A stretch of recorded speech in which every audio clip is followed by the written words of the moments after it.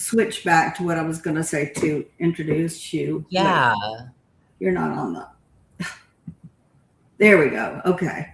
Sorry, this has never happened. It's okay. I always have somebody with me. I'm going to have to pay somebody. This is also one of my first times doing a video live stream. So I'm like over on my end checking the connection, and it says I have fine internet connection. Like I have full connection and stuff. Yeah. So I'm not sure, but you know, technology is so dumb sometimes. I know it. I mean, we've got internet, we've got everything, and then all of a sudden, I'm out of my own studio, and I don't know why. So back to your story, which you could tell much better than I. But anyway, so Jonni transitioned with estrogen.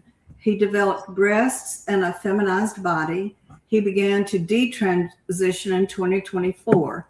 He has testified that he will never get his true body back, will never experience what it means to be an unmedicalized gay man, and likely never will have a normal sexual relationship, all because of the estrogen.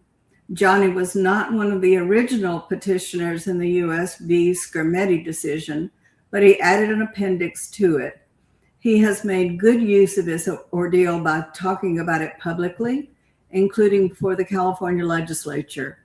He has recently become an ambassador for Genspect, an international organization founded by Stella O'Malley, which is opposed to medical interventions on children.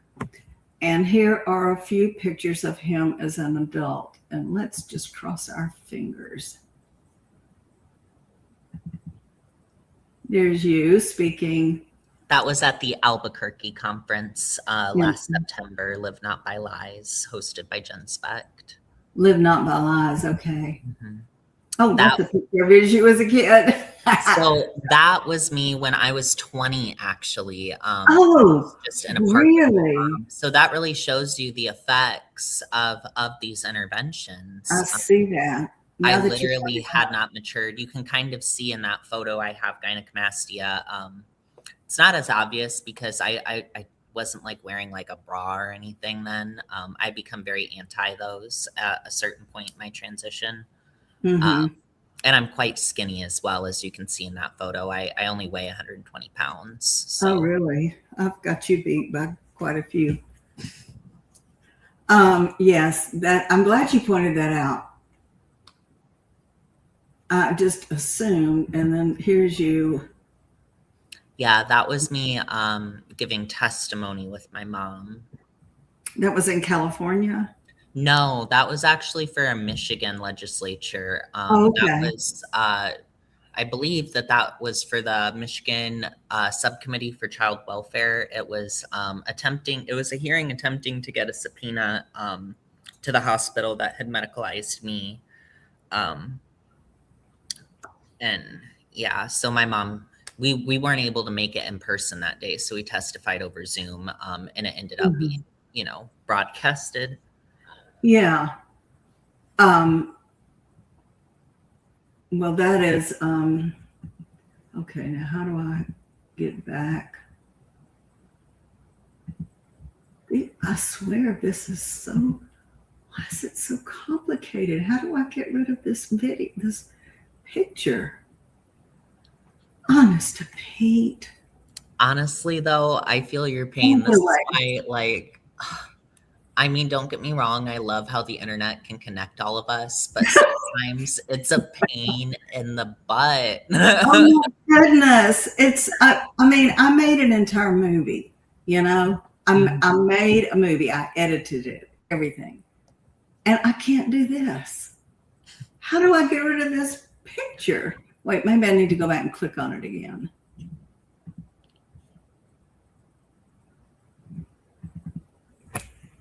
That was it. Oh gosh, what a terrible start. What a terrible start. But just don't feel bad.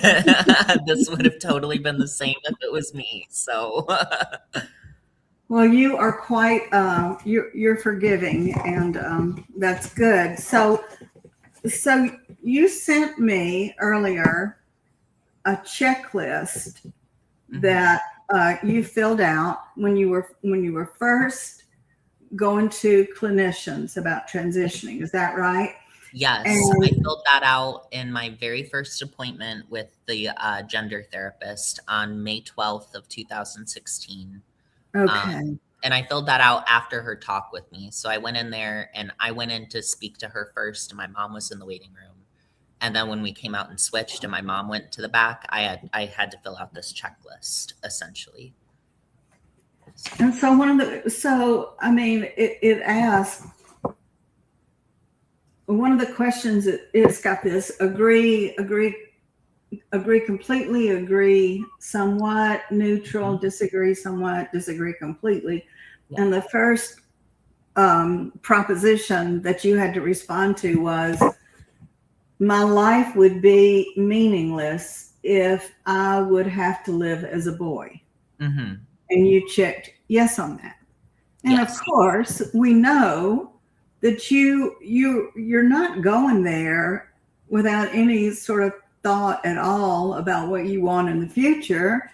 And how else are you going to answer the question? Exactly. It's not a good question. It's a bad question to me from the get-go. It's not something I would ask somebody that I was trying to get at their story. Yeah, a lot of these questions were very leading questions. Yeah, that's it. I wish I had sent it. I wish I had sent it to you sooner, and we could have put up like a little picture of it. Although I would like if we do in like an edited version of this, I would like my birth date and stuff blurred out, because of course it's a medical document, so it has some of that on there. Okay. But yeah, the the name questions of this were is very leading. What was that? The title of the questionnaire is the Utrecht Gender Dysphoria Scale, male to female, adolescent version. Yes. Yeah, I wish I could put it in front, but I don't think anybody can. I mean, even it's still. backwards even. Yeah. I'll try to get it in the finished product, or at least have a link in the show notes.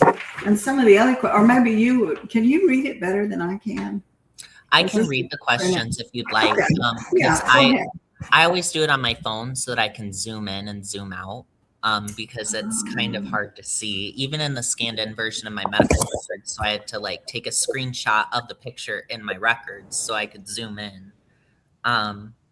But yes, so the first question is, my life would be meaningless if I were to live as a boy. And, of course, this is a bad question because it was a very leading question. All it sort of did was reinforce these very negative ideas I was being, and I will say I was being fed some of these ideas, even though I wasn't happy with my social role as like I guess what we would stereotypically think a boy's like social role would be, and like rule America. So I wasn't happy in that role, but then this therapist had, as I've discussed when I've discussed my story in the past, reinforced and fed me, almost exacerbated my concerns over what my future would look like if I were to mature as a male. So, that's where I feel like this was a bad question, because it was leading me to believe, oh, my life could be miserable in the future. It could be meaningless. So that's why I checked agree completely, of course. I can't hear you.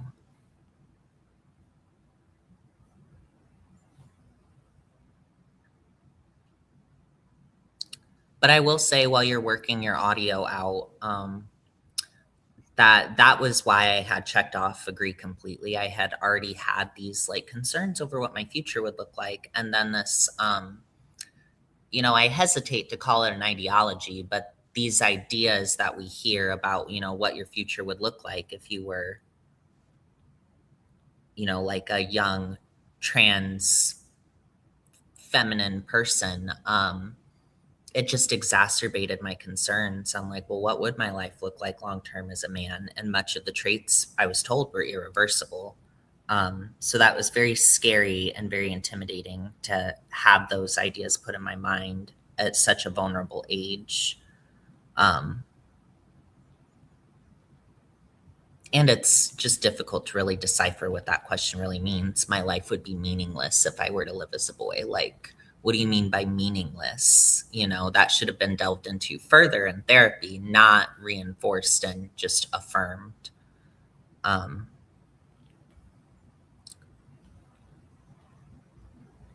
Do you have your audio?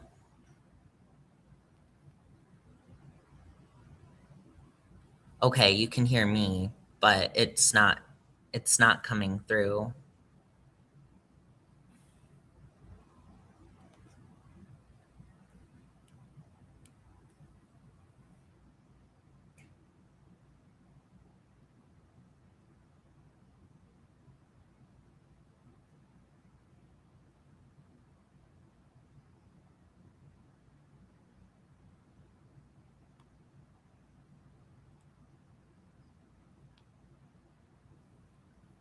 Hmm.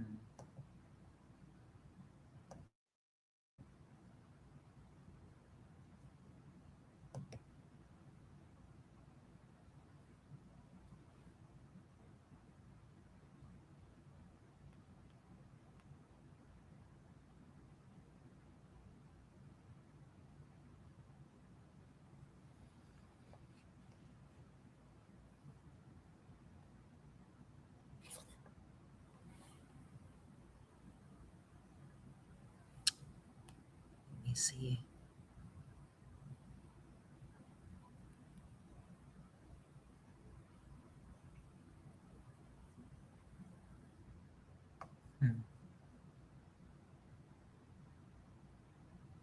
I can't hear.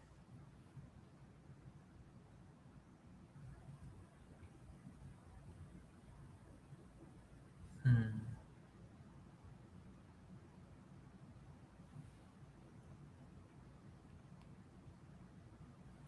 Give us just 1 second for people that have showed up. We are having some technical difficulties, so we appreciate your patience in the meantime.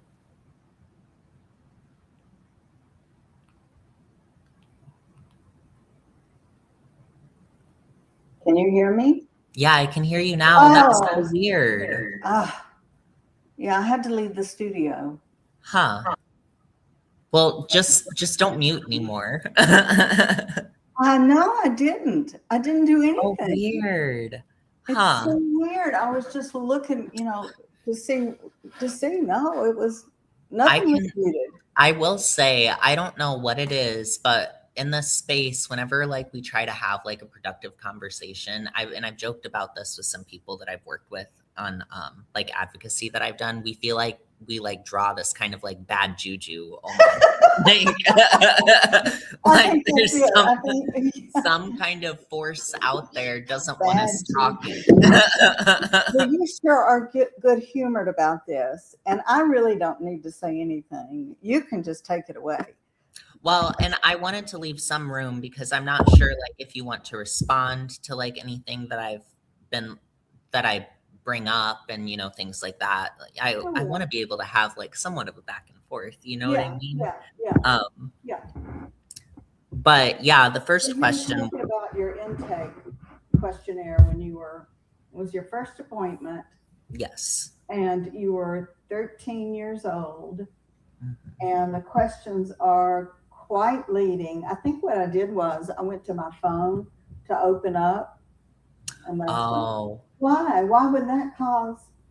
I don't know. Whatever. We need to quit talking about it and just move on. Yeah, it's no big deal.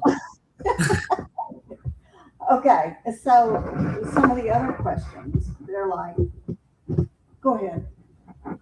Yeah, so the first question was, my life would be meaningless if I would have to live as a boy, of which of course I checked completely agree, because as I had said when we were having our audio difficulties, I was like, that all that question did was really reinforce this preconceived notion I had that I would have so much extreme difficulty as a grown man.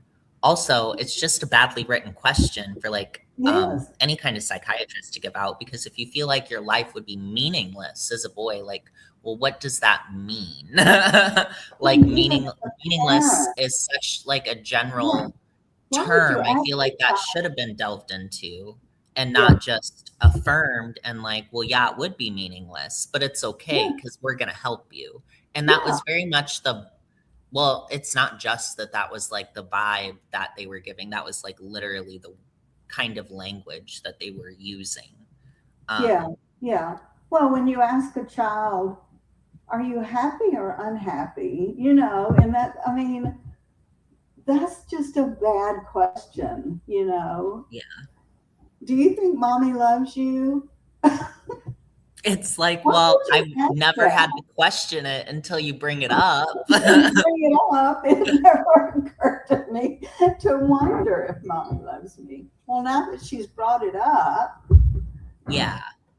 Well, and I did already have these concerns over what my long term would look like because I already had exposure to people who were like, I guess online were like older feminine gay men that did talk about having difficulties. And then those difficulties, according to them and their experience, and I won't speak on anyone else's experience, I just speak from my own right, experience. But according to them, on their own experience, these difficulties faded into the background when they started transitioning because like they had an easier time dating according to them, they didn't get picked on so much, they could just express themselves and blend in. A huge part of like when I at least got caught up in this, a huge part of it was all about blending in and being normal. They call that passing. That was like the terminology that like my doctors would use yeah, and that the community would use. It was all about passing and not yeah, being visible.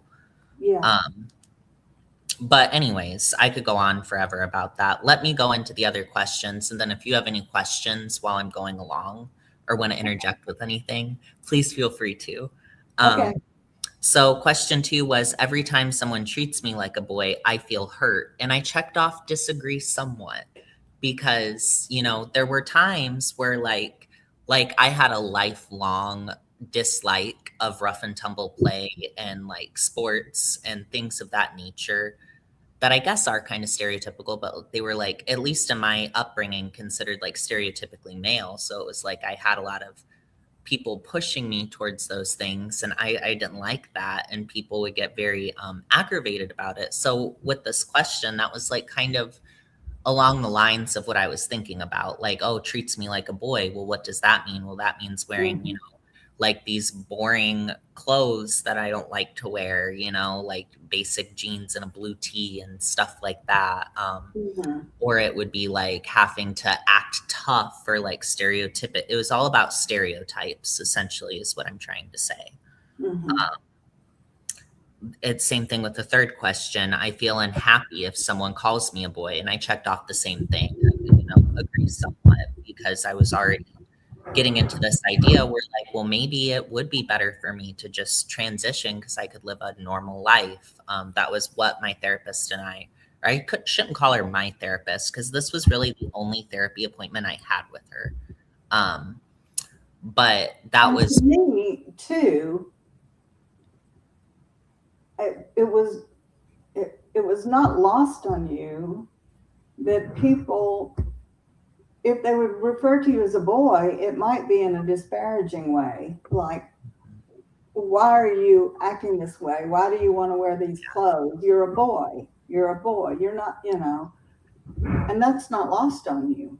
yeah, you're exactly right. That was very much what it was like, which when I had begun, and I'm going to use the term ideating as trans. I know I know some people get very, you know, touchy around terminology, but for me, that would be an accurate description of my experience when I started ideating, you know, a transition, I guess. It was all about blending in such a way where I could be myself and not have to face these like negative stereotypes I face from people, which of course then not everyone in my environment, but some people in my environment, when they saw me wanting to express myself in a more feminine way, would then go out of their way even more so to refer to me in a disparaging way as like a male, which then just reinforced this idea that, well, I got to double down on this. Yeah. You know what I mean? So it's a very complicated process of like reinforcement that happens there. And you would think someone who's an adolescent gender therapist would know that. Yeah. And I've like account. found her website and everything. It seems like, because I didn't know much about this therapist at the time, other than she worked for like this massive hospital chain. You know, this is the most prestigious children's hospital in my state. So, but on her website, that's like her specialty is giving referral letters for like hormones and surgery. And it seems like she started with adults and then went to adolescents and children. At least that's what it says on her website. So it seems like this seems to be her her specialty is giving these letters. Yeah. I mean, even to put it on your website, I mean, what is that about? That to me, it says you've got a conclusion you've reached before you even meet the client. Yeah. And you know which way to go. And you know what? I guess they get paid per letter. Well, I don't think that they're supposed to. I'm pretty sure that if that was the case, I think that would be considered. And I don't know. I'm not a lawyer, so this is just me speaking like what I believe this would equate to. I believe that if they got paid per letter, that would equate to like a kickback, which is illegal in this kind of profession. So I'm not sure if it's solely that or if it's just, you know, I could speculate for days over their motivations. But I do know that this person puts it out there as her specialty to give these referrals. Anywhom, so that was the third question. I feel unhappy if someone calls me a boy. Number 4 is I feel unhappy because I have a male body. And with this one, I had checked off initially, agree somewhat. And then I crossed it off and changed my answer to agree completely. And that was because, you know, I must have been a late bloomer because I've gotten into scuffles with people in the past over like how far along I should have been in male puberty. And I was not very far. And we'll get into that as we get further down in the checklist. I was still very, very, like I was an adolescent, but I wasn't displaying a lot of like the typical, you know, changes yet. So with this, I felt fearful over again what my future would look like, my development, you know, what role my development would play in that, because I was already following people online that were transitioned as children, like Jazz Jennings, who I still follow, and I don't want me bringing her up. I don't, you know, whenever I bring up some of these people leave like mean comments, and I hate that, you know. We don't need any mean comments about you know, like, because that person was so young, like, leave that one alone. Real. But, you know, like people like Jazz Jennings who were transitioned very young, and they had this fear about, well, if I start showing these masculine features, then, you know, this, and this will happen. Like, I'll be clocked more, and that could equate to me having a harder life and ultimately more miserable life, and that would drive me closer to suicide. And then this was something that this therapist had also echoed, you know, and elaborated on with my own fears about, you know, as you had said in the intro, like how I would fit in the gay world, which I already had complicated feelings about from, you know, growing up Christian, and the sort of Christian, because I know now there are some people that are more open. But that was I don't think we've addressed the fact yet that you are in a very rural, small town area, and in a very, I mean, would you say evangelical Christian or very conservative Christian environment? Definitely conservative.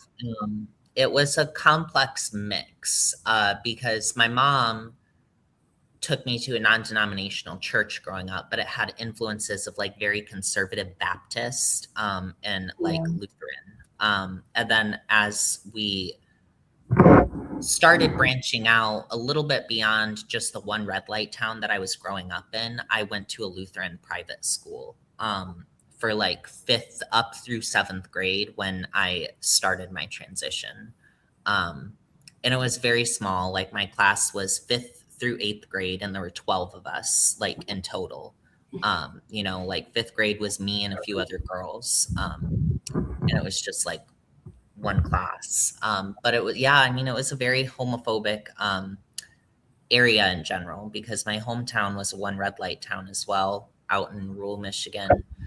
So even the members of my family that aren't particularly religious still had that homophobia just from growing up out in a small town. Many of them came of age in the 1970s and 1980s. So that same kind of mindset, that people, I guess, in larger cities have kind of watched dissipate from the more urbanized areas, it still exists out in, rural small towns. It just kind of, it hasn't had time to really change that much yet. Which I believe you were still very young. You were still 13, 14. 13, yeah. 13 around, and 13 when you started to transition. Medically, yeah. Medically and socially. I was exposed to these ideas, I would say probably about 12. Is when I first remember. Even though you're in a very rural, small town area, you have access to the internet.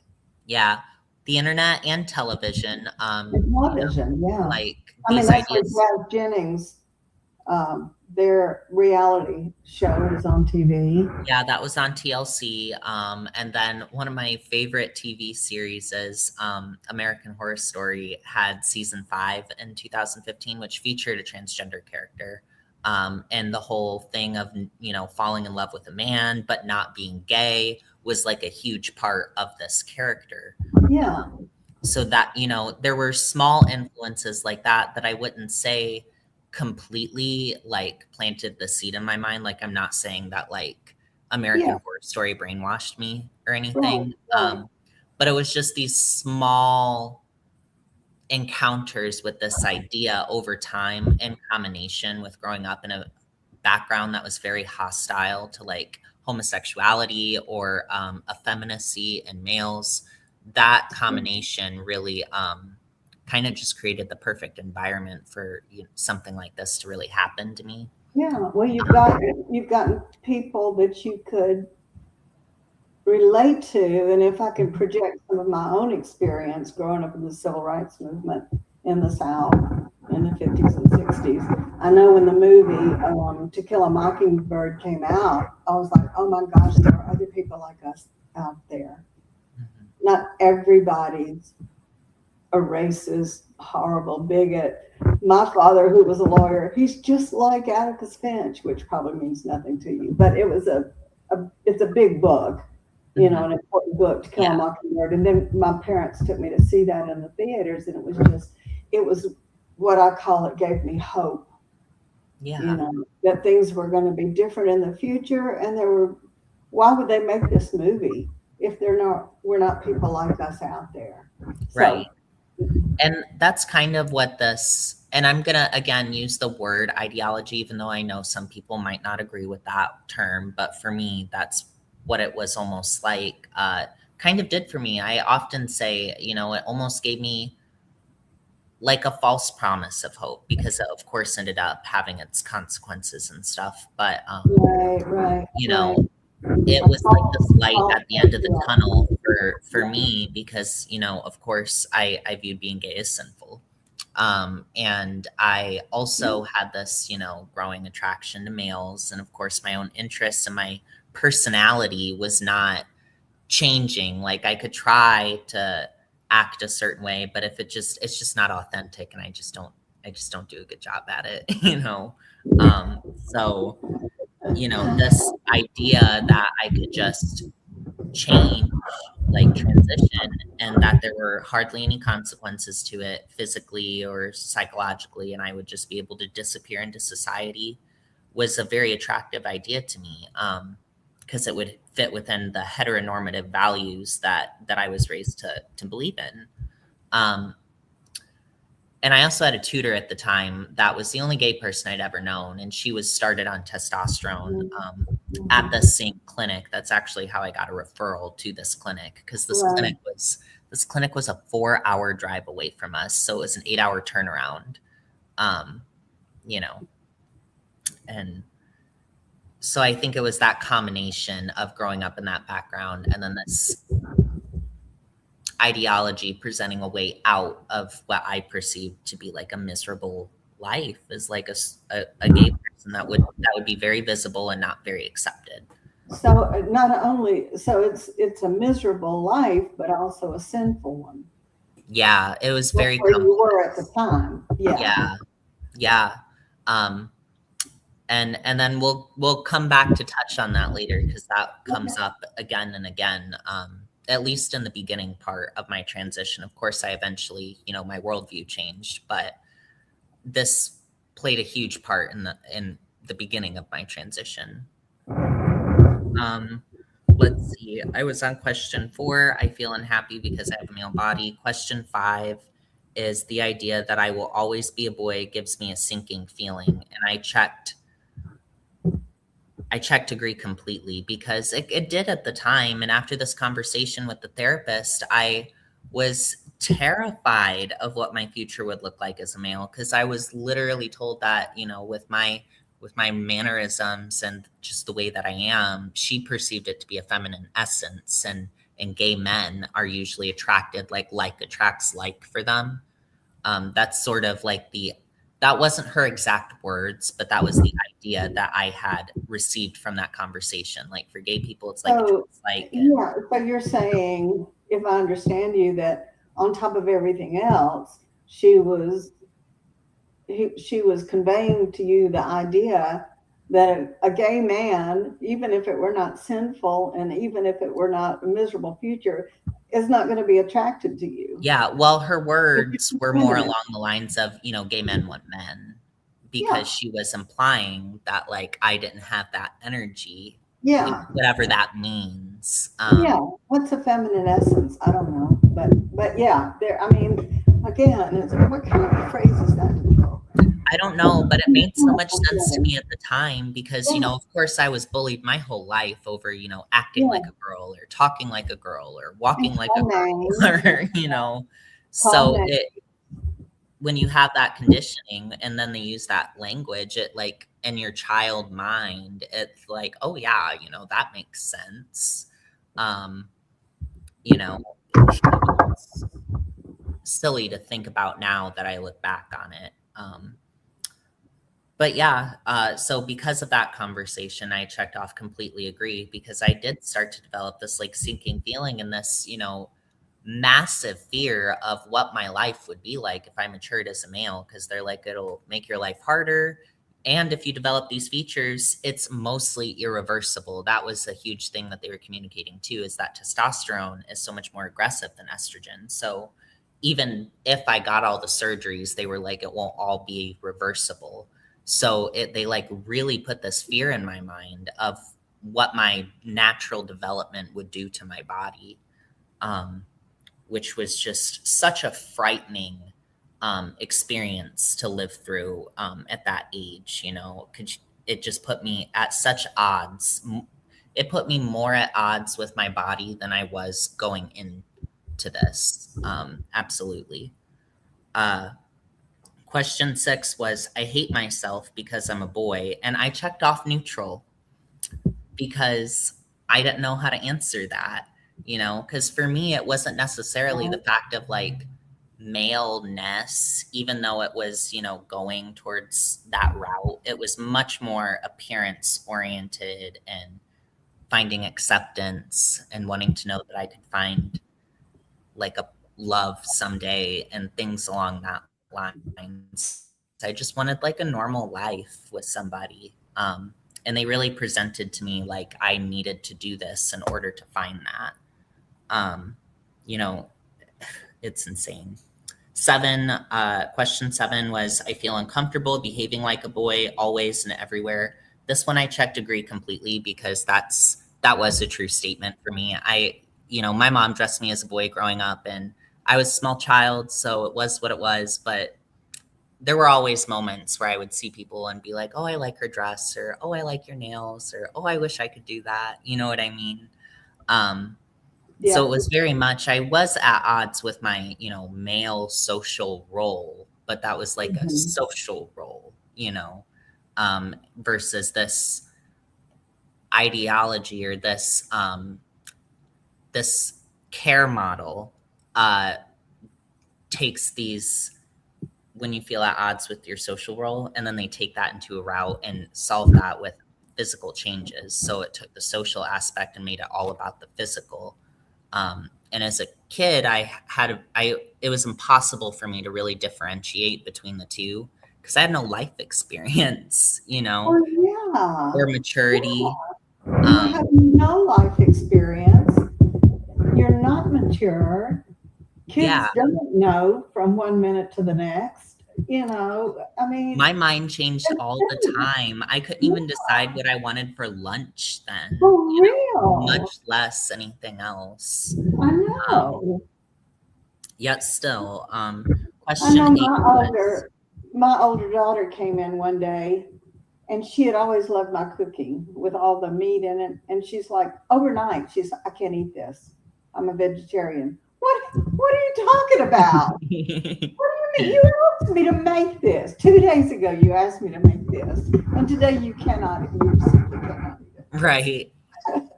Sorry. It's just about what you're saying about you don't know from 1 minute to the next what you want. I mean, exactly. You never do when you're that young. You don't have the life experience or the maturity to really understand. And even then, like, I had a difficult time even conceptualizing of myself over the next 5 years, much less the next, the rest of my life, which, this kind of care is, when they start you that young, the whole intention is that you will be in this system for the rest of your life. Because they kind of make a long-term plan for you, essentially. Question 8 was, only as a girl my life would be living, when my life would only be worth living. Excuse my misspeak there. Of which I checked off agree completely, because I had already had this conversation with the gender therapist. I filled this checklist out after my conversation with her. So she talked to me for over an hour without my mom before she had me fill this out. So I already had this long conversation with her about how life would not work out for me as a man. And I needed to transition if I ever want a normal life. So of course I would agree completely that my life would only be worth living as a girl, because I had these I don't even want to call them misconceptions. I just am going to say I was so misled in that appointment. 9 was, again, you've got something you want from her, and she's got something she does for her, which is to provide those letters. It's really almost, again, like you said, I'm not a lawyer either, but it's almost a conflict of interest. Yeah. And it was almost, to some extent, I wanted something, but to another extent, the whole idea, and my tutor referring us there was, my tutor was like, I can't tell you if you are really trans or not, because there was this idea at the time, it was less about an identity thing, even though that language was used, we still had the term gender identity, but the idea was that it was had a biological basis. Right. So it was I'm going to refer you to these professionals, because they should give you months and months of therapy to be able to sort out if this is really right for you or not. And they'll be able to help you either way. And that was just not at all what they did. Instead, it was, we're only going to affirm everything you're insecure about, tell you that this path is completely safe and has been done for decades with great success. So thank you for that correction, because I think I've heard you say that was your mother's interest as well, is that Mm-hmm. they were going to help you figure this out. Yes. And that was very much my mindset going in. Mine was much more simplistic because I was Mm-hmm. a kid and I was dealing with a lot of distress. But it wasn't like an all or nothing kind of thing, Mm-hmm. yet. That wasn't until after I had already spoken to this therapist and she confirmed and exacerbated all of my Yeah. worries around this Yeah. stuff. So I often describe it as in, if I already had like a dysphoria or like a body dysmorphia or something like that, this conversation had taken that and that internalized homophobia and was like pouring gasoline on it. So it was like I came in there with an inkling of something. She affirmed, supported, and elaborated it. So then my problem went from like this big to like this big. Yeah. And, Yeah. that's Yeah. where I was getting this mindset that my life would only be worth living if I avoided these changes of like male puberty because they were communicating to me how this would ruin my appearance and I would have a much more difficult time in life. But it was okay because they were going to help me avoid all of that. It's really twisted in a way, Mm-hmm. or that's how I feel, and for my experience looking Yeah. back. Yeah. Um, 9 was, and this is where we'll get more into like the discussion of like the stage of puberty I was at as we progress through these remaining 4 questions. 9 was just a simple one. It was just like, do you dislike standing in a urinating position? And I was like, yeah, because I think that's gross and I always have. Anyways, that has nothing to do with gender, really. 10 is I am dissatisfied with my beard growth because it makes me look like a boy. And I checked agree completely and wrote next to it, I don't have any yet, and put a smiley face next to it. Because Yeah. at this stage in my life, I didn't even have peach fuzz, quite frankly. Like the hair on my arms then, I still don't really have like hardly anything. But like even then, it was like almost nothing. I was a baby. Mm-hmm. Um, question 11 was I dislike having erections. I checked the same thing, agree completely, and wrote next to it, I don't have any yet because I wasn't in that mindset yet. I hadn't even come close to that. The other boys in my grade, their voices were starting to change and stuff.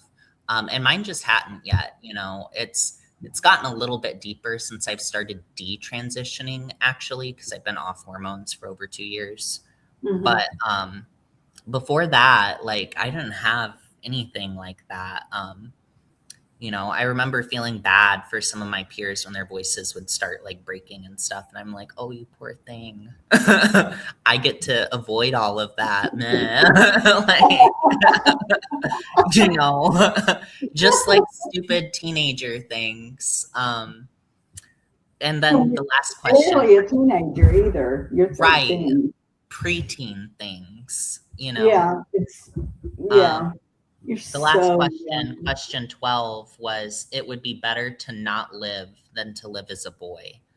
Um, of which I checked off. Initially, I checked off disagree somewhat, but then I crossed it off and checked off neutral because I was thinking about, this question made me think about the concept of death, which was quite a frightening thought to be thinking about then, and I couldn't really conceive of it. So I checked off disagree somewhat because I was like, oh, well, like I don't want to die, but then at the same time, the conversations I had had with this gender therapist and from what I was seeing, the people online, my role models online, and how hard they talked about their lives were growing up gay and effeminate and stuff like that. I was like, well, maybe my life would, these people seem to be telling me the truth. And at the time, I felt like this therapist had my best interest at heart. So I was very conflicted and ended up just checking off neutral because in some ways I agreed, in some ways I disagreed. And they never asked me about it. This checklist never came back up in my care because from this appointment, I got the referral to an endocrinologist. And from that appointment, I was started on testosterone blockers and eventually hormones at the age of 13. Yeah. Um, let's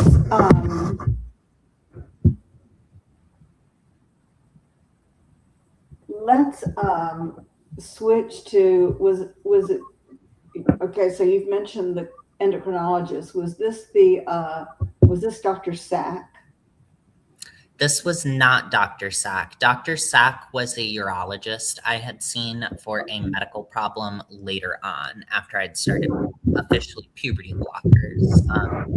Sack was the professor of urology at this hospital at the time, but the doctor I had seen was the professor of endocrinology and disorders of sex development at this hospital. He was also the head of the comprehensive gender services program.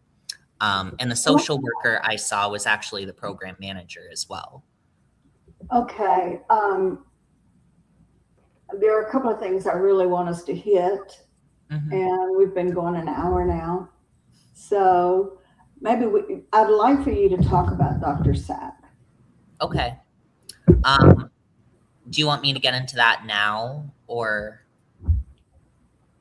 Well, I'd like to talk about that, and I'd like to talk about Skermeti, and then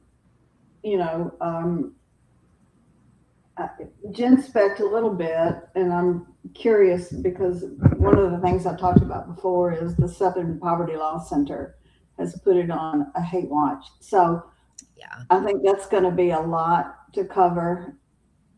Yeah, unless there's something you think is more important. But it just talking with you and here listening to your podcast and reading so forth. I'm just like anything that could happen did happen, and the one paying the price is you and your mom. Yeah. So tell us about Dr. Sack. So Dr. Sack, I was referred to see as I was, so after I was put on puberty blockers, I was put on a puberty blocker officially after I turned 14 because spironolactone was not working well with my body. I was having like flank pain and urinary incontinence and dizzy spells.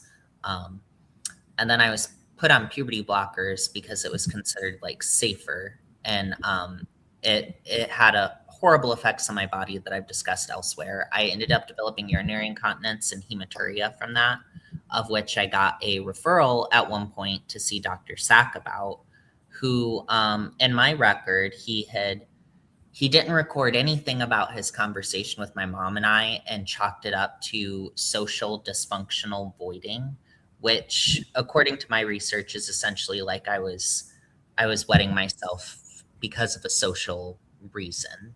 Not that I just had incontinence. And they had also documented that my hematuria had resolved itself, which it had not presently. I was still having episodes of that.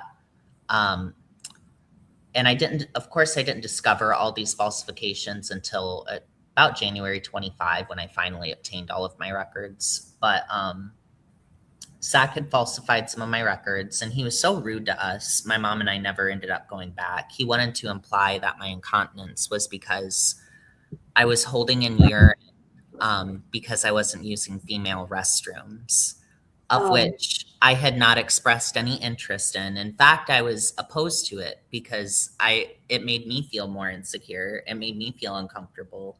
It made me feel uncomfortable because it made other people uncomfortable, and it just made me uncomfortable. Yeah. And he and my endocrinologist did not respect that.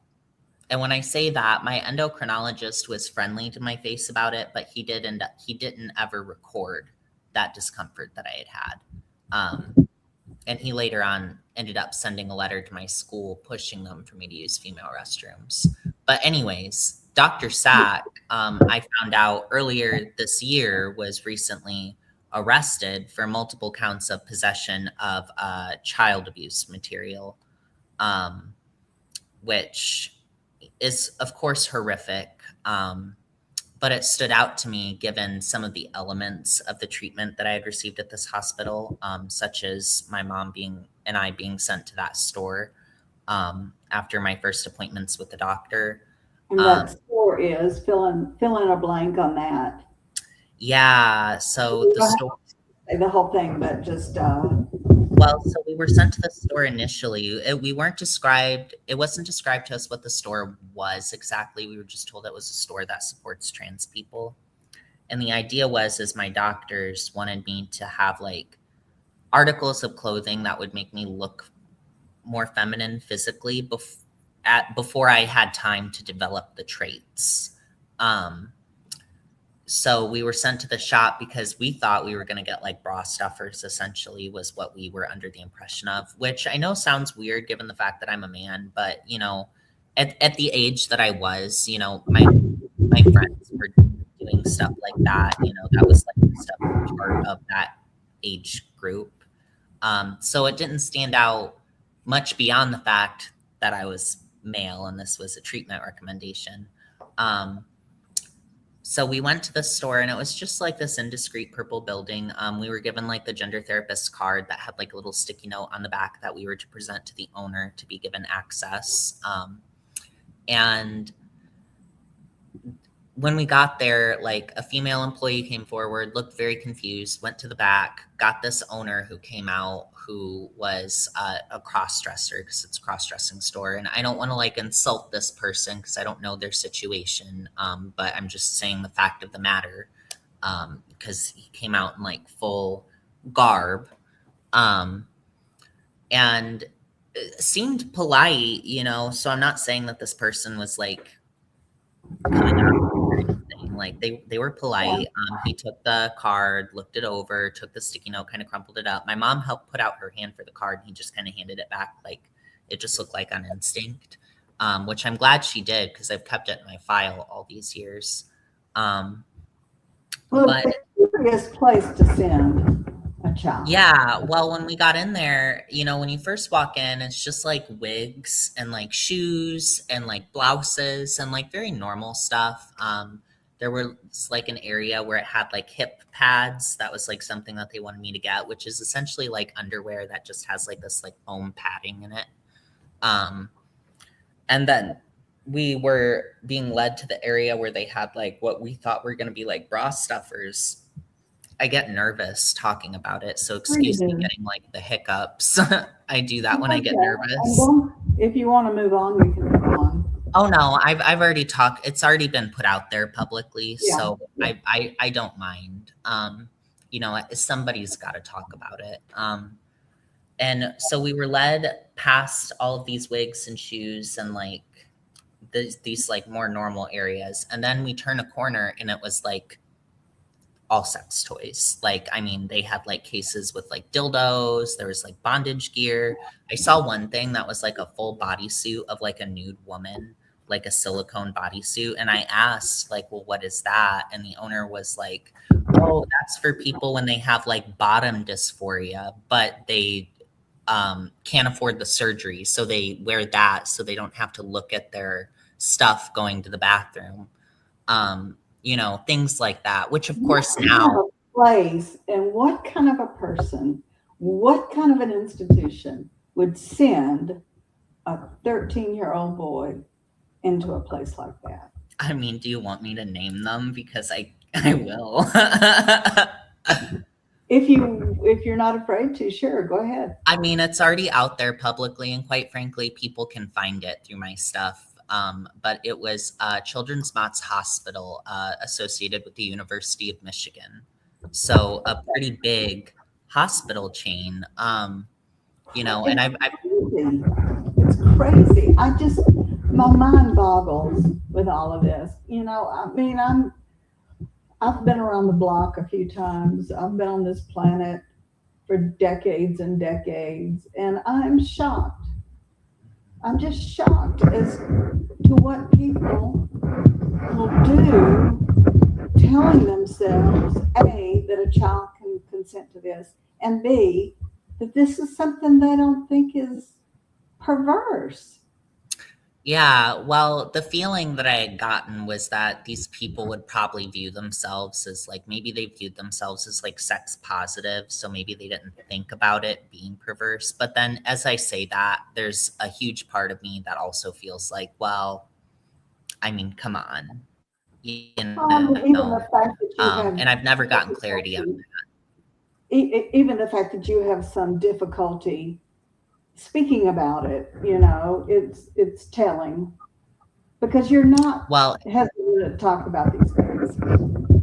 it was very jarring, the experience. And I should say when they brought us around to what we thought were going to be bra stuffers, they weren't. They ended up being realistic, like breast forms. So they had like it was like silicone or cyber skin. It had like realistic, like not to be vulgar, but like realistic, like nipples and everything on it.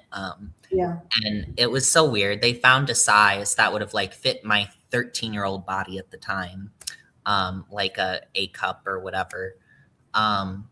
And it was just a very uncomfortable experience. And there were also female employees that were kind of like around because my mom it was obvious that she looked like distress. And there were other employees that kind of like came around, were like almost trying to soothe us and like normalize the experience. So it was just a very strange experience. And I never wore the stuff. I should just put that out there. We went home and threw it away. Like I was so uncomfortable with this experience because it felt almost like, I don't know, it just felt weird. And it was not, it wouldn't have helped me. And it never came up in my treatment after this, by the way. My doctors never asked, are you wearing this stuff? How does this make you feel? Or anything like that. They never brought it up again. I know one of the things that Buck Angel has talked about is how different what he went through 30 or 40 years ago and what kids are going through now. You know, he has said, and I'm coming around to the point, that he had to go through years and years and years of therapy. And then one of the things that he was to do was to live as a man before he actually transitioned. So, I mean, but it's one thing if you're 40 years old Yeah. and you've been through years of therapy and you really talked to people and you've really tried to think it through. That's one thing.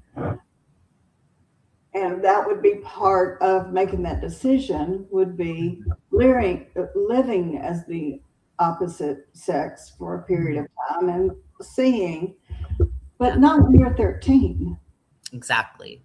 No, not something it never occurred to you. You know, well, and this is a discussion I often have because I have a lot of friends in my real life. You know, some of us were medicalized at the same age, and you know, we have our conclusions about it or whatever.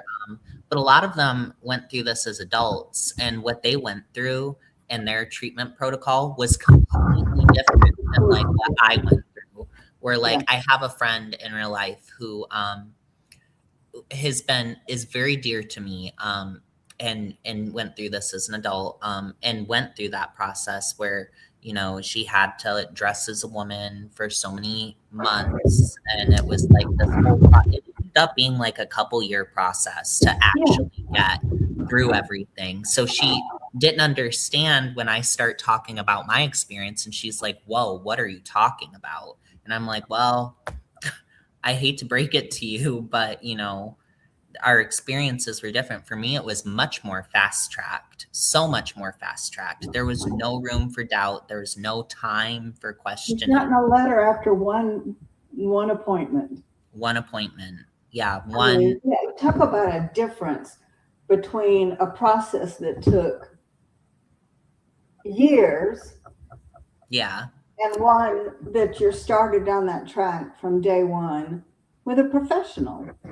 Yeah, because for my friend, I don't think my friend was started on hormones until like a year and a half to 2 years into this process. Like they had to dress and live that way for so long, you know, go out in the world that way. And it was like this whole thing. And I know it's not exactly that case anymore because the standards of care have changed over time. But that was how this person's clinicians had treated them. And that was just completely different than what I went through or what my other friends who were transitioned as minors at other hospitals went through. Our process was most of us only had one appointment, one or two appointments. You know, I have a friend that had a few, but we were very fast tracked and there was no time for doubt. We were always being told how limited our time was to make a decision. You know, it was very distressing. and I laugh mostly out of shock and to cope, but it was a very distressing, fast-tracked experience for sure compared to what I've heard the adults go through. Yeah.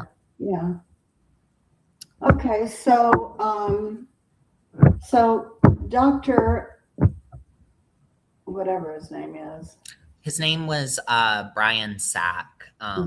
Brian Sack. So as I understand it, he was arrested, I think you've already said this, for possession, and he was a urologist. He was the professor of urology. A professor of urology in a children's hospital or for a children's hospital, the most prestigious one in my state. Yeah. And he was arrested for possession of child pornography, and he is now awaiting trial, I believe. Yeah, he is. And I believe he was fired or dismissed or resigned upon being arrested. Yeah, I don't remember off the top of my head if he resigned or if he was fired, but he's no longer with, because he was working with the university and with another hospital, and he no longer works with either of them. So I will say that he's no longer affiliated with them since he was caught with stuff. And I want to emphasize too that people are innocent until they're proven guilty in a court of law. Yeah. But he did falsify my record too, so I'm just saying, like, witness, I don't know. You know, my personal opinion, and I'll say this is my personal opinion based off of, you know, his part in my treatment and how we recorded things. You know, whether or not he's proven innocent on other things, I still don't think he's a very upstanding individual. You probably wouldn't want to go to him. So we have a comment from a good friend of mine who's been tuning in regularly, and she says, in my mind, at 13, that is child sexual abuse. I think she's referring to everything we've been talking about. Oh, it should be. Yeah, I mean, oh gosh. So let's move on if you want to Skermeti. And the thing about Skermeti is there's a big difference between what people who are trans advocates or trans activists, and even like the little blurbs when you Google it, you know, what pops up is not what Skermeti actually decided. And the case was US v. Skermeti. And it had to do with the ban in Tennessee on providing surgeries or hormones to minors. Yeah. And there is an exception. There's an exception for minors who make puberty blockers or who have some specified need. Yes. So, but when you read about it, what you read is Skermeti decided that there will be no medical help given to minors who say they're trans, which makes it sound like if you're trans, we're not going to treat you for a brain tumor. We're not going to set your broken arm. And this is just not accurate. And I bring this up because you were not one of the original, what would it be? a defendant or you? I wasn't a plaintiff in it, A no. plaintiff, yeah, but you submitted. I'm sorry, I you said, ended up submitting a statement later on. yeah, and Yeah, I ended up submitting a statement later on. Sorry, there's some sound interference on my Yeah. end. So We're coming and going. So, yeah, you've got, and I'll put it in the show notes, but you have a sworn statement, basically saying I don't know how a lawyer would say it, but that you were not opposed to the Tennessee ban, that you were in favor of that ban because of the things that happened to you. yes, exactly.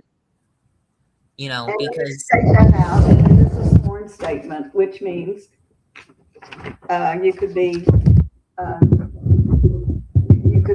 charged with perjury if they were to look into it, which I mean, it's a sworn statement. So I think anybody who's interested, people really need to know what Skermeti did and did not say, and that there are exceptions, and that you submitted a sworn statement in favor of the Tennessee ban because of what happened to you. yeah, I had submitted it with someone who was helping me out at the time to obtain my medical records. Because around then I was just beginning my detransition. I had I was told to go off hormones in December of 23, but I was still under the impression that I had this brain condition causing it. Yeah. So it wasn't until March of 2024 that I officially was like, with the release of the WPATH files and all this other information I was finding, that I had officially made the decision to like not go back to that path. So I was getting some help to obtain my medical records, and of course the Skermeti case was going on at the time. And reading into this case with this person, I did want to help out in a way. And we did obtain some of my records to review through, although it was an ongoing battle for me to obtain all of my information. We had enough to investigate my case, because they usually do that before you submit in a sworn statement like this, especially if you're doing it like, with somebody else. They will investigate just because, as you said, it's a crime to submit false information into a court, especially the Supreme Court. And yeah, my statement, anyone is welcome to read it. It just goes over my experience, how I was growing up, a little bit. A little bit into how I got caught up in this, a little bit about my appointments with my doctors, them offering for me to preserve, they had offered for me to save sperm in my first appointment. We put all of that in my statement, explaining why I would support a ban like that. Because as you said, with this ban, it doesn't ban medical care altogether. So like if you, as in your example, like if you have a brain tumor and you identify as trans, you're still able to get medical care. Like we don't want to bar everyone from it. And in regards to puberty blockers, there were exceptions for like kids that have like precocious puberty, for example. Where this is like actually medically necessary. But it essentially would ban this stuff for like situations like mine, where you're being given these treatments based off of very subjective matters that clinicians may or may not be digging into. So I would support a ban like that, because given my experience, of course, I know from my own experience, I wasn't mature enough to make these decisions, but also the physical harms that result from it are long lasting. I went through my whole adolescence on different testosterone blockers and estrogen, and I had progesterone at one point for a few years, and the effects are going to be permanent on my body. Like it stunted my growth. obviously like my voice didn't change for a long time. So now that my voice is getting deeper, it actually is like a little sore as it's like changing. I have like sexual dysfunction, which I had also included in with my statement. And it's unclear as to whether or not these will recover or to what degree I might recover. My doctors can't really give me an answer on that. So it's really all a big question mark. It's very difficult, and I wouldn't want any other child going through it just purely based off of that experience alone, not even including the rest, like urinary incontinence or, growing breasts and then changing your mind and now you have breasts, things of that nature.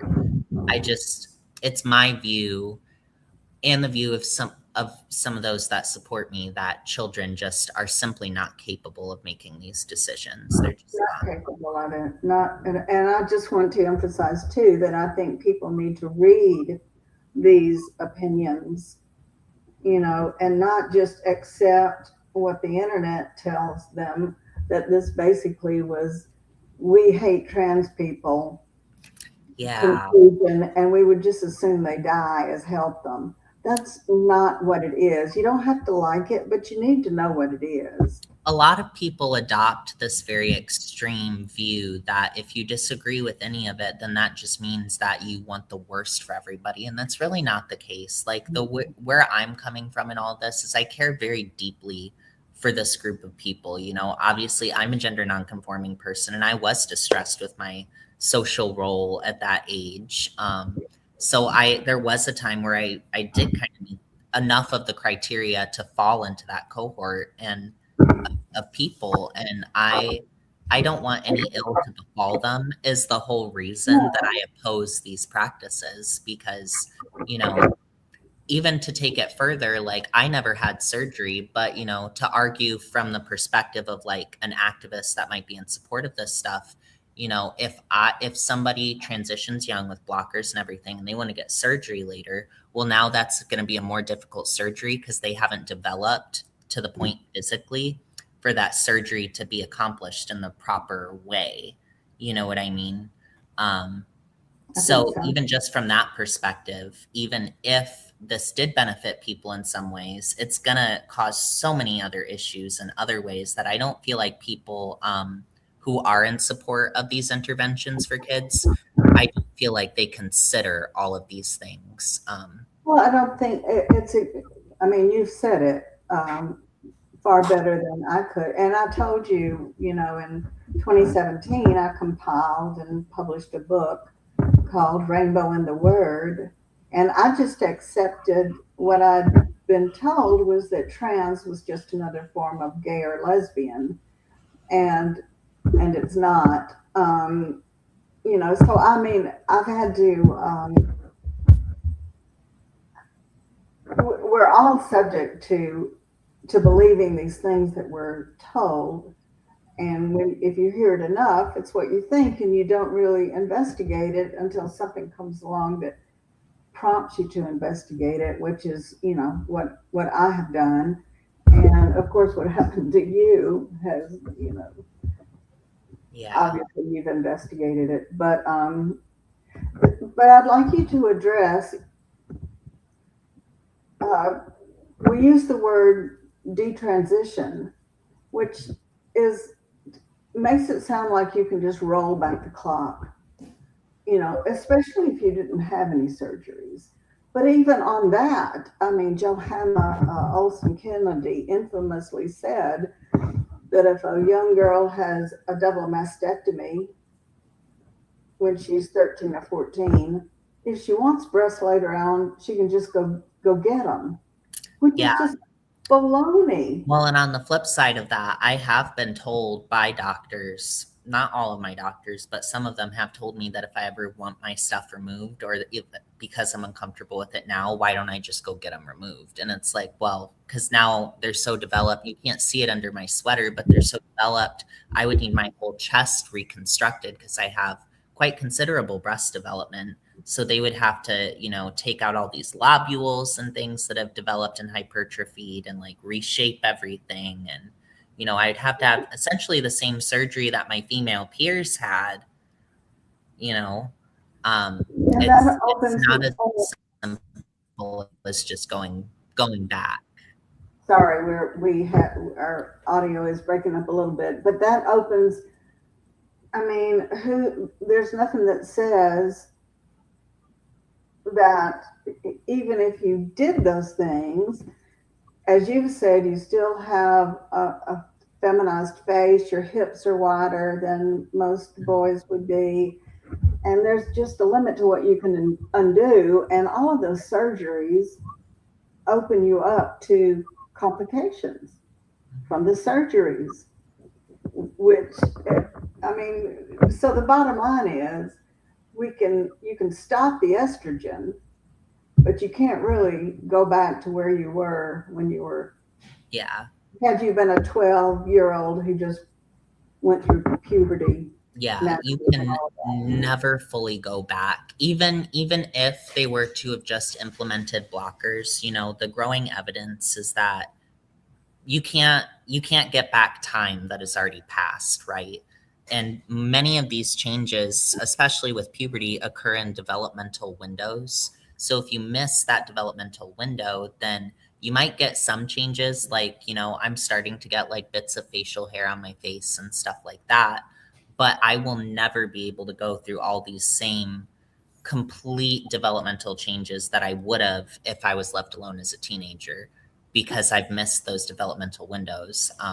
And of course, for me, I also had, hormones included, which then is like a step further in causing all these other permanent changes. It's really not something you can go back from. I suppose the term detransitioner is helpful in that some people would identify themselves as X-trans, but I don't really relate to that myself, because for me, it wasn't so much of even though it was something that I suppose I did identify into, that wasn't really the framework that I had viewed it through. My endocrinologist, my therapist, had presented this theory to me that we commonly call like the brain sex theory. So it was this idea that there's a hormonal imbalance in the womb that made my brain feminine, but my body masculine.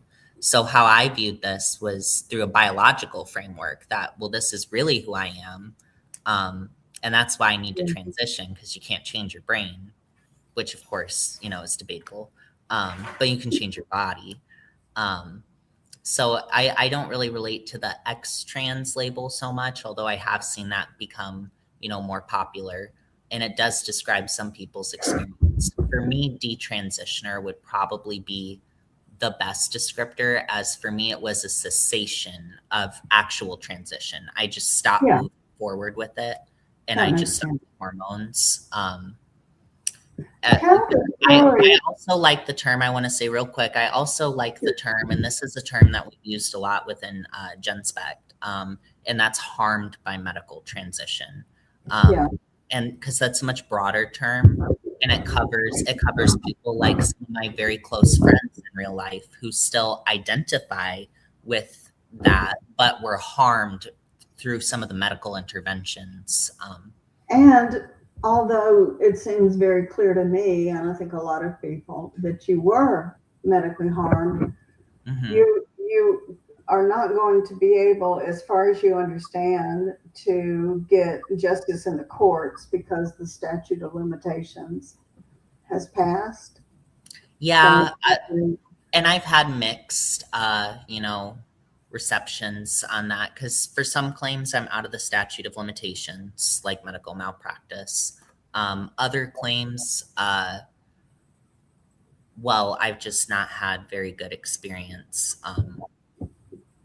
consulting people, because there are people out there who might think that I'm still in the ideology some way because of my mannerisms or my presentation, or the fact that I express myself in certain ways, like in regards to like painting my nails and stuff like that. Not everyone thinks that would make me a very good plaintiff as well. I don't want to specify, because I think that everyone is still doing really good work out there. But, there's a lot of complex reasons as to why I was not able to proceed with the case. And I will tell you, as the wife of a retired lawyer and the daughter of another one, don't waste a minute of your life, in a courtroom if you can at all help it. It's expensive, it's emotionally draining, and you can lose. So Yeah. I'm not offering you advice. I'm just saying, Right. I'm affirming that it just because you may not be able to do it, it's not like you're being robbed of anything necessarily. Well, and there are other ways for justice to happen that So like what you're plays doing a huge now. part into how I've been able to move forward with my advocacy. Because there are other ways for justice to come about, even if the wheels are slow to turn. I agree. It'll Yeah. happen. So I mean, that's why I do this podcast. yeah, I'm not there's suing anybody. I have no intention of suing anybody. Right. Because I've been married to a lawyer for 15 Yeah, years. that a lawsuit is a miserable No. process. So, so people talk about the standards of care and they talk about WPATH. And I know that when we were talking, you touched on WPATH and what it is and is not. So if you want to say a word about that, and then we can talk about Genspect and all Yeah. that. I think people do need to know that when they're seeing WPATH, this professional association, and its standard of care is, you have a thought on that? Yeah, so essentially WPATH, I had recognized the name because it was on some of the paperwork I had received from the hospital in relation to their standards of care. Because the clinic I went to was guided by it. And it played a part in my detransition when I saw the WPATH files. I had seen a news clip with my mom with Michael Schellenberger talking about these files, which were these internal documents and videos and like recorded calls and such from within this organization. And WPATH stands for the World Professional Association of Transgender Health. And they determine the standards of care that all of these clinics operate by. And when these documents came out, it was revealed to me not only were many of these doctors treating their patients with, I'm going to say some degree of disregard. And I'm going to give an example of that. There was a discussion within the files regarding patients' fertility. And one of the doctors was discussing when one of his patients had changed their mind. They hadn't preserved their fertility, and then they changed their mind later on. We're like, oh, I'm having issues now. I found a partner and I would like, to have that. And he was like, oh, so the dog isn't doing it for you anymore. And just, things like that in the files, that the disregard and the casual callousness really stood out to me, and it reminded me of the latter years of the care with my original providers that had done this to me. And I had also learned through these files that this association is not necessarily a medical organization in and of itself either. It's entirely an advocacy organization. It's an activist organization. Anyone can be a part of this organization. You just have to pay a fee to be a part of it. It's not strictly limited to doctors. It's not like the Endocrine Society or any of these other organizations who, of course, seem to have followed this, I guess what they call the chain of trust, and just put forward and recommended these standards without really, it seems, really doing much research into this organization itself. Mm-hmm.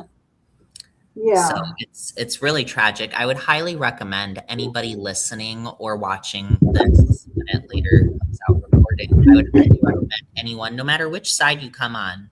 Like if you're coming, not in support of this stuff, or if you are in support of these procedures, I highly recommend going and reading through the WPATH files. there are parts in it that are somewhat horrific, but it's necessary that this information gets out there because it's I pretty agree. bad, Well, pretty damn. I've read a good bit of it, and it's just, I don't know. I'm trying to think in the Fox Varian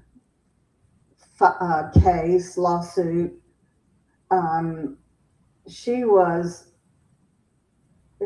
she sued her psychiatrist and her plastic surgeon, and they found in her favor. And I think one of the reasons was that one or both of the physicians did not hold to even the accepted standards of care put out, I believe, by WPATH. That was exactly why Fox Variants case won. And it was the psychiatrist, I believe, that did not fully, or was it a psychiatrist or psychologist? I don't remember off the top of my head.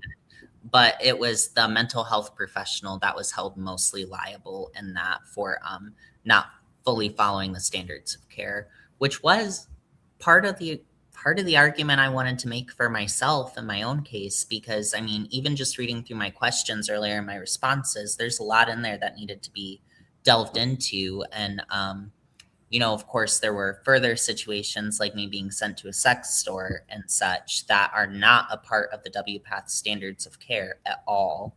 And you know, I've tried to raise this to multiple people, but you know, of course, I haven't had any luck, which is what it is. But that seems to be the path to cases right now. You know, so many of these doctors kind of went off, took something that was maybe not fully reliable, and then they went their own direction with it and might have taken it a step further as well. You know, it's a really horrific medical scandal all around. Oh my goodness, it's a medical scandal. It is a journalistic scandal. It's on those 2 points at least. It's, to my mind, there's no other argument you can make. So, before we go, talk to us about Genspect. And as I said, I want to ask you this question. Do you think that, as the Southern Poverty Law Center suggests, that Genspect and the Society for Evidence-Based Gender Medicine are hate groups? No, that is, I'm going to say from my personal opinion, it's entirely bogus. I interpret that. They put that out there as essentially fundraising. It's a fundraising technique. Yeah. Yeah. It's like I hesitate to say slander, but I'm gonna say my personal opinion is they put that out there as slander. Because Genspect is not at all a conversion therapy organization. I had first become familiar with them when I was still somewhat within I still identified as trans. And in my associations with them, I had never experienced any kind of hatred or anything like that. It was entirely open. It was people that care very much about this group of people, especially adolescents that are distressed in this way. They're distressed about their bodies. They're distressed about their role in society. They're worried about their future. We care very, very much about this group of people, and we don't want any harm to come to them. We just. And I do want to interject that you are now part of Genspect. Yes, I am. You're their ambassador. I am. I'm their first ever ambassador, which is awesome. It is awesome. I've been very blessed to be backed by very, very kind people. They've been very kind to me, you know, over time.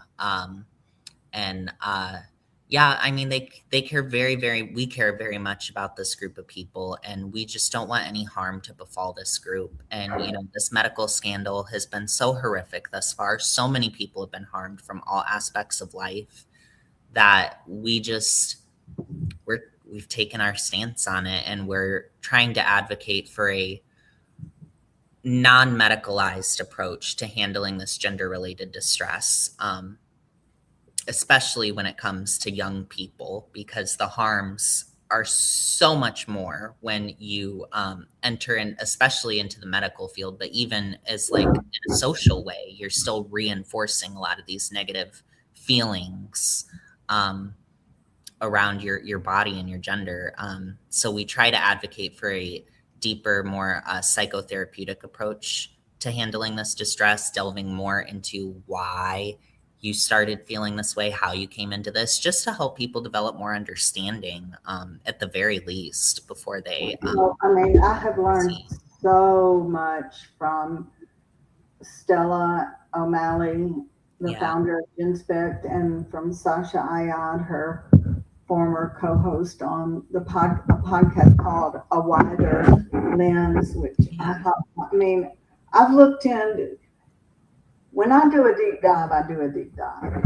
And I've looked into the people that have been on their shows and what they've had to say and so forth and so on. So what exactly is it that you do for Genspect? Do they have you on the speaking circuit or what? Yeah, so essentially I'm a speaker. I share my story. I help with some like research stuff on the side. I'm working on getting some articles and stuff published as well.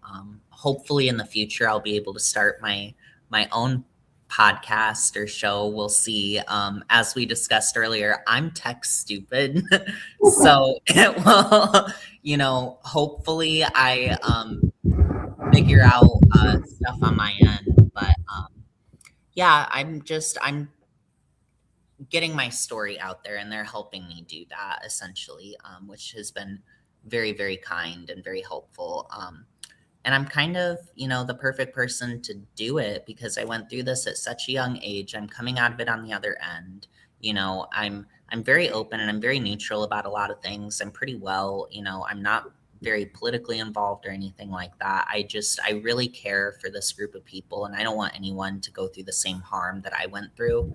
And I don't want, predatory practitioners like my doctors were to be treating this group of people at all, because clearly they don't have, not all of these doctors have their patients' best interests at heart. So that plays a huge part in fueling me to speak out. And Genspect has been kind enough to give me a platform and help get my voice out there, get my story out there. And, hopefully, together we can help at least present a more informed approach to handling these issues than the current model presents, Right.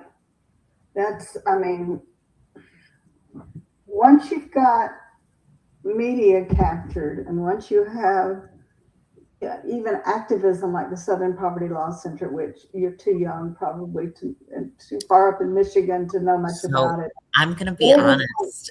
With the Southern Poverty Law Center, I didn't hear about it until I heard that they designated us as a hate group. And I was like, what? Well, and the thing is, this is like the Southern Poverty Law Center is right up there with the ACLU as being like a blue ribbon activist organization, but as the name indicates, lawyers acting on behalf of poor people in courtroom settings. And what they have slid into is this hate watch, and they've gotten people all concerned about these hundreds of thousands of cells all over the country of white supremacists and bigots and converting. And then they name Genspect and the Society for Evidence. It's just, to me, it was like the final grift. They've been offshoring money, and I was about to say, aren't they on trial right now too? The Southern Poverty Law Center for taking money from people. Right. They have been charged with money laundering, bank fraud, and a couple of other related. Yeah. They're not on trial for being grifters, but no, but really, definitionally, I can say they've turned into grifters, bank fraud and wire fraud.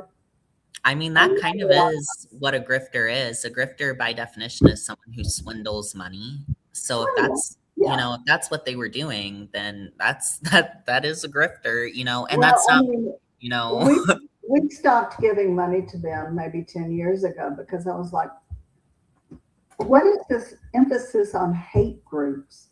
Why are they not in there defending poor people in courtrooms? yes. You know, Well, and then being a part of a law community in Alabama, which is where the SPLC is located. And I had relied on them so much in my documentary, The Second Cooler, that it just pissed me off.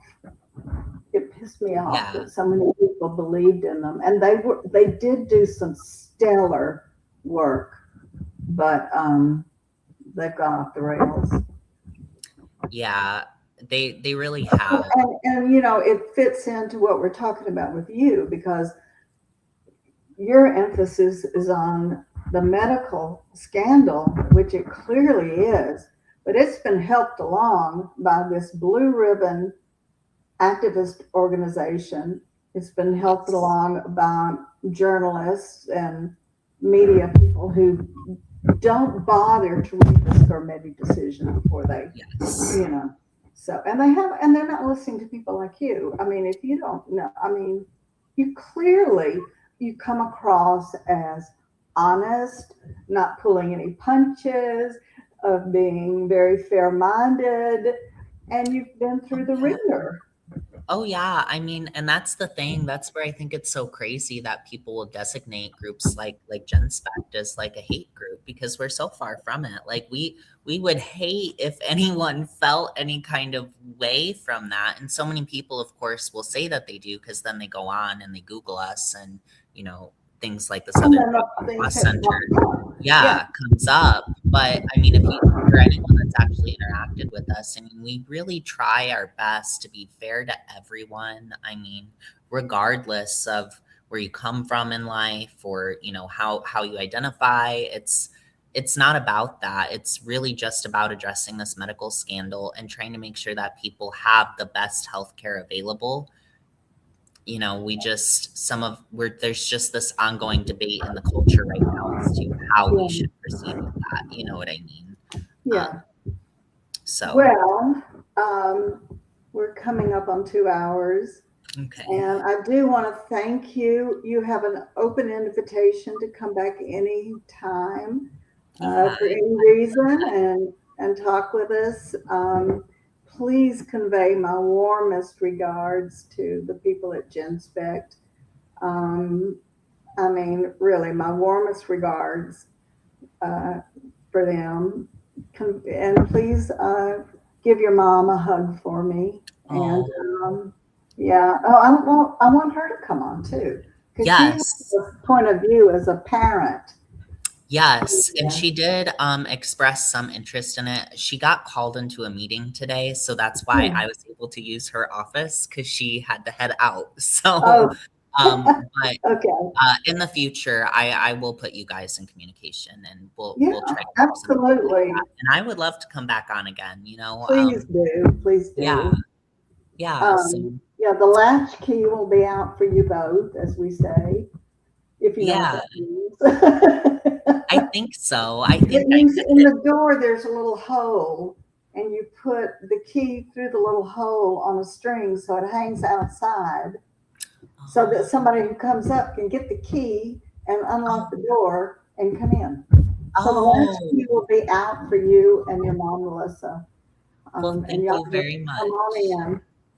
Yeah, we'll do this again in the future. I like this discussion, so we'll do this again. Very, very good. Okay, well, keep us posted, and we'll talk to you later. Perfect. Thank you for having me on. Thank you. Bye-bye. Bye.